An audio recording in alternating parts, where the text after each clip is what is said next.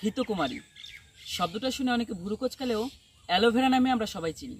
আপনি জানেন কি প্রাচীন সভ্যতার একটি জটিল গল্প রয়েছে যা ঘৃতকুমারীর ইতিহাসের সাথে জড়িত? চলুন জেনে নিই। অ্যালোভেরা শুষ্ক অঞ্চলে উৎপত্তি লাভ করে এবং প্রাচীন মিশরের মতো সংস্কৃতিতে খ্যাতি অর্জন করেছিল। আপনি জানলে আরও অবাক হবেন যে মিশরের সংস্কৃতিতে অ্যালোভেরাকে অমরত্বের উদ্ভিদ বলা হয়েছে। অ্যালোভেরা হাজার হাজার বছর ধরে ব্যবহৃত হয়ে আসছে। 1750 খ্রিস্টপূর্বাব্দের মতো রেকর্ডে উল্লেখ আছে যে এই উদ্ভিদ মিশর বা মধ্যপ্রাচ্যে উদ্ভূত হয়েছিল বলে মনে করা হয়।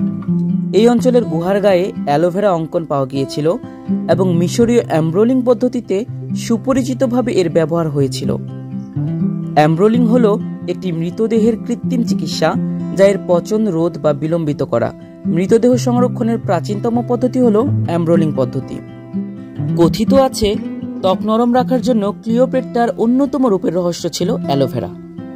অ্যালোভেরার খ্যাতি সমগ্র গ্রিক এবং রোমান সংস্কৃতিতে বৃদ্ধি পেয়েছিল যেহেতু বাণিজ্য চ্যানেলগুলি বৃদ্ধি পেয়েছিল এবং ডায়াস্কোরাইটস ও প্লিনি দ্য এন্ডারের মতো শিক্ষানবিদরা গাছটিকে নথিভুক্ত করতে শুরু করেছিলেন।